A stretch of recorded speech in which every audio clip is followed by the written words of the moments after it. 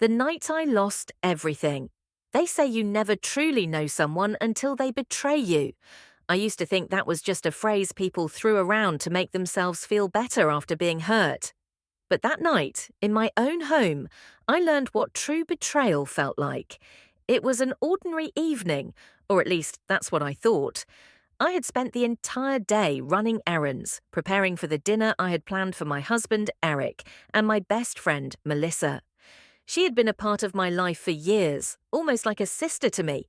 We shared everything, secrets, laughter, and countless memories.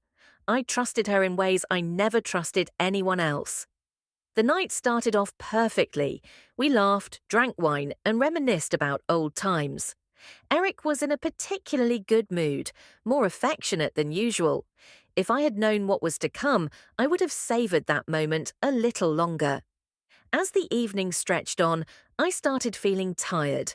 The wine and exhaustion from the day were settling into my bones, making my eyelids heavy. "I think I'll head to bed," I said, standing up and stretching. "You guys don't have to stop on my account, just don't stay up too late." Melissa smirked, her green eyes sparkling under the dim light. "We'll behave," she teased, raising her glass. I smiled at them both and made my way upstairs, my heart warm with gratitude. I had a loving husband and a best friend I could count on. Life at that moment felt safe, but that safety was an illusion. Something woke me up hours later. A noise, a soft rustling sound, followed by muffled whispers. My mind was groggy, still trapped in the haze of sleep, but something felt off. I glanced at the clock. 2:37 a.m. I sat up slowly, straining to hear. The house was quiet except for the occasional creak of the wooden floors. My heartbeat quickened. I wasn't the type to get paranoid, but an uneasy feeling settled in my stomach. Then I heard it. A soft laugh. Melissa's laugh. I froze. For a moment, I convinced myself I was imagining things. Maybe she had fallen asleep on the couch and was dreaming. Maybe Eric had checked on her. Maybe... A low moan cut through the silence. My blood turned to ice.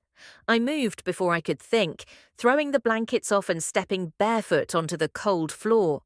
My pulse pounded in my ears as I crept toward the hallway, my breath shallow. I didn't even realize I was shaking until I reached the staircase and gripped the banister for support. The living room lights were off, but the faint glow from the kitchen illuminated just enough. And that's when I saw them.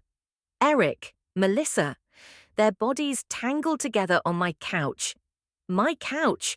I couldn't breathe. I couldn't think.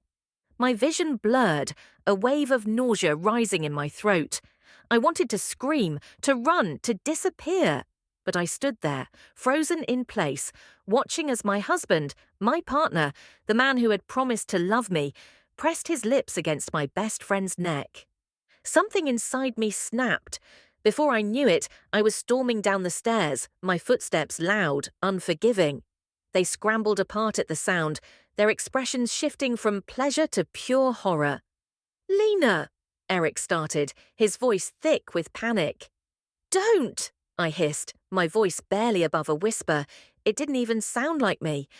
I turned to Melissa, who was clutching the blanket to her chest, her face drained of all color. "You, in my house, with my husband." Tears welled up in my eyes, but I refused to let them fall.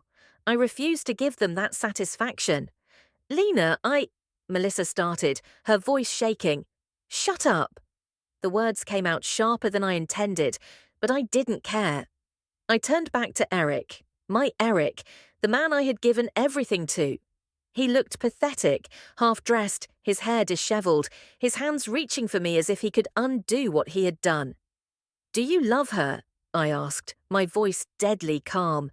He hesitated, and that hesitation was my answer.